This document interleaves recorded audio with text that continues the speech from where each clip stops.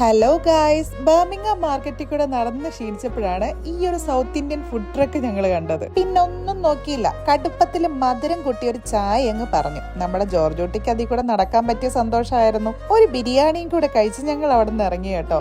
അടുത്ത ഡെസ്റ്റിനേഷൻ എന്ന് പറയുന്നത് സീ ലൈഫ് ബർമിംഗം ആണ്. ഇത് UK തന്നെ one of the biggest sea life centre ആണ് കേട്ടോ.